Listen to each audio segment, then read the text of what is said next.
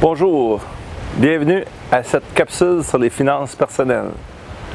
Aujourd'hui, on va regarder à quel âge on prend notre pension fédérale de sécurité de la vieillesse et à quel âge on prend notre pension de la Régie des rentes du Québec. Étant donné que les deux peuvent avoir différentes combinaisons. Première des choses, j'ai regardé, je ne peux pas couvrir tous les cas dans des petites capsules. J'ai regardé quelqu'un qui est pleinement éligible au supplément de revenu garanti. Donc, quelqu'un qui n'a pas de pension de vieillesse. Il peut avoir des sous de collés en masse, mais il n'est pas éligible il est éligible au supplément de revenu garanti à 65 ans. Il n'y a pas de pension d'un ex-employeur. Ses REER ont tous été décaissés, donc pleinement éligible. Donc, le supplément rentre en ligne de compte. Cette personne-là, ça dépend toujours jusqu'à quel âge on pense vivre. Vous allez me dire, ouais, mais on ne sait pas. Mais non, on ne sait pas. On sait qu'on ne sait pas, mais on fait notre possible avec ce qu'on ne sait pas.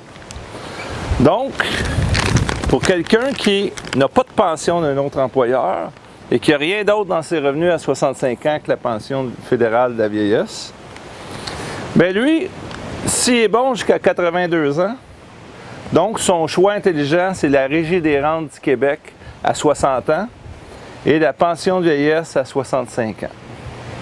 C'est la meilleure formule.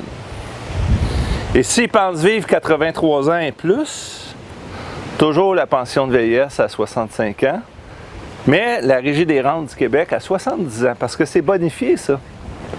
La Régie des rentes du Québec, c'est bonifié de 42 %. Si on était censé avoir 10 000 à 65 ans, on se ramasse avec 14 200 à 70 ans, si on est patient et qu'on est capable de vivre avec nos économies ou qu'on travaille jusqu'à un certain âge. Donc, c'est ça qui rentre en ligne de compte. L'autre cas, parce qu'aujourd'hui, je me limite à deux, celui qui a déjà une pension, il a travaillé pour le gouvernement fédéral, provincial, municipalité, gros employeur, il a déjà une pension, il n'y a pas de casse-tête, de supplément là-dedans, rien. Mais lui, s'il pense vivre jusqu'à 73 ans, pas plus, bien, son best bet, en bon québécois, c'est pension fédérale de la vieillesse à 65 ans, mais Régie des rentes du Québec dès 60 ans. Mais s'il pense vivre 74 ans et plus, à ce moment-là, la Régie des rentes du Québec, elle demande à 65 ans. Et sa pension de vieillesse, toujours à 65 ans.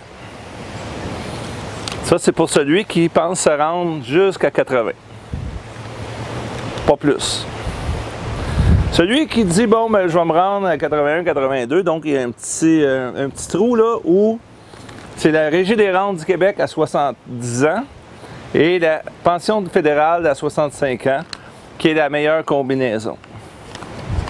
Et finalement, pour les Mathusalènes de ce monde qui regardent, ceux qui pensent faire de 83 ans et plus, bien, la pension de la sécurité de la vieillesse à 70 ans et la Régie des rentes du Québec à 70 ans sont les meilleurs choix. Toujours pour ceux qui ont déjà des pensions dans leurs revenus.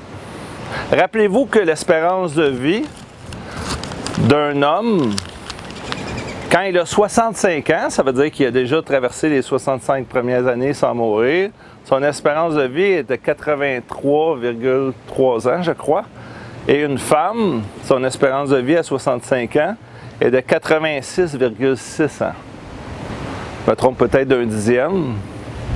Donc, si vous n'avez pas eu de cancer, pas de crise cardiaque, pas rien, bien, mesdames, généralement, t'offrent la run plus longtemps. Pensez à tout ça, réécoutez la vidéo et commencez à mijoter votre plan de match dans votre tête. En espérant que cette petite capsule de planification de retraite vous a plu, je vous invite à partager pour tous ceux qui approchent tranquillement le moment ultime de la retraite. C'est Daniel Pilon, CPA, chroniqueur financier, toujours indépendant.